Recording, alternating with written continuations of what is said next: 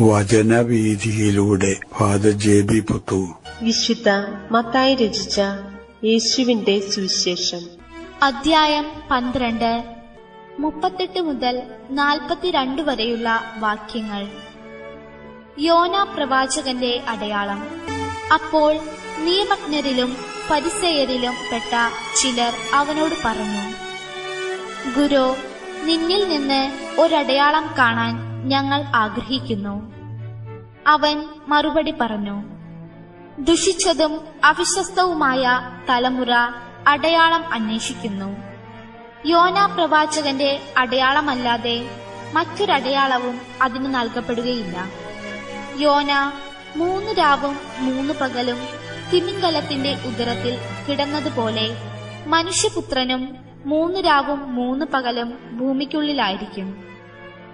നീനവേ നിവാസികൾ വിധി ദിവസം ഈ തലമുറയോടൊത്ത് എഴുന്നേറ്റ് ഇതിനെ കുറ്റം വിധിക്കും. എന്തെന്നാൽ യോനായുടെ പ്രസംഗം കേട്ട് അവർ അനുതപിച്ചു. ഇതാ, ഇവിടെ യോനായേക്കാൾ വലിയവൻ. ദക്ഷിണദേശത്തെ രാജ്ഞി വിധി ദിവസം ഈ തലമുറയോടൊത്ത് ഉയർപ്പിക്കപ്പെടുകയും ഇതിനെ കുറ്റം വിധിക്കുകയും ചെയ്യും.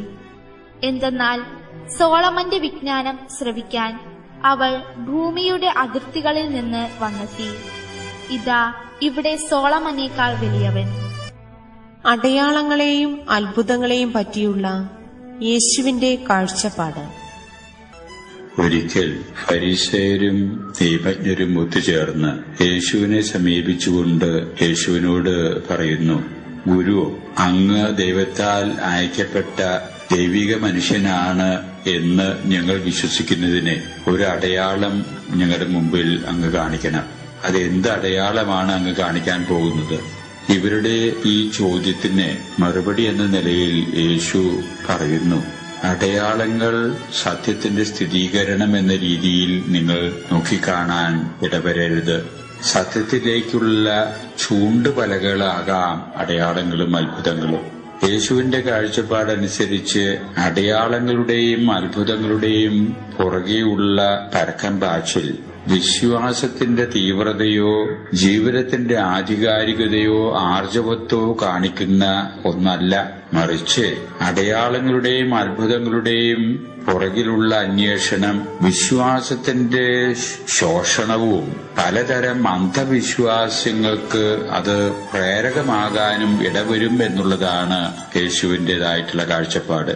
തുടർന്ന് യേശു വ്യക്തമാക്കുകയാണ്, പഴയ നിയമത്തിൽ പരാമർശിക്കപ്പെടുന്ന യോനാ പ്രവാചകനെ എടുത്തു കാണിച്ചുകൊണ്ട് യോനാ പ്രവാചകനെ ജീവിതത്തിലുണ്ടായ ചില അനുഭവങ്ങളെ അവരുടെ മുമ്പിൽ നിരത്തി ആ അനുഭവങ്ങളോട് തന്റെ ജീവിതമായിട്ട് താരതമ്യപ്പെടുത്തി അതിൽ നിന്ന് വ്യത്യാസപ്പെട്ട ഒരു അടയാളം ഈ തലമുറയ്ക്ക് നൽകാൻ ഉദ്ദേശിക്കുന്നില്ല എന്നാണ് യേശുവിന്റെ ഉത്തരം.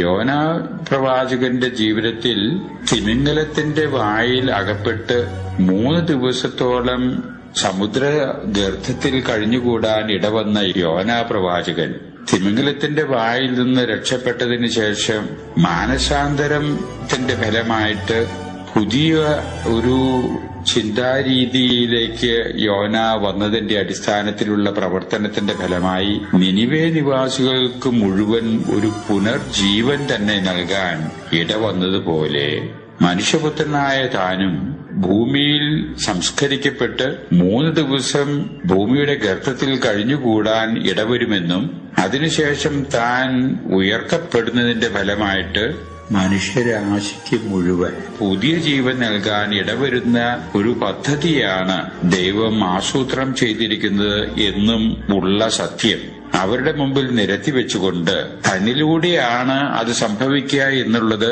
പരോക്ഷമായിട്ട് അവരോട് യേശു സംസാരിക്കുകയാണ്.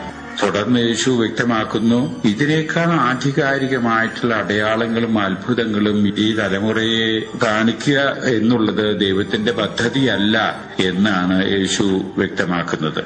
ഈ യേശുവിന്റെ വാക്കുകള് സ്ഥിരീകരിക്കപ്പെടാൻ വേണ്ടി എന്ന രീതിയിലാണ് വിശുദ്ധ മത്തായി പഴയ നിയമത്തിൽ നിന്നുള്ള പല ഉദ്ധരണികളും കൊണ്ടുവന്ന് സുവിശേഷത്തിൽ ഒരു വാൽകഷ്ണം എന്ന രീതിയിൽ എഴുതി ചേർത്തിരിക്കുന്നത് എന്ന് ധരിക്കുന്നതിൽ തെറ്റില്ല.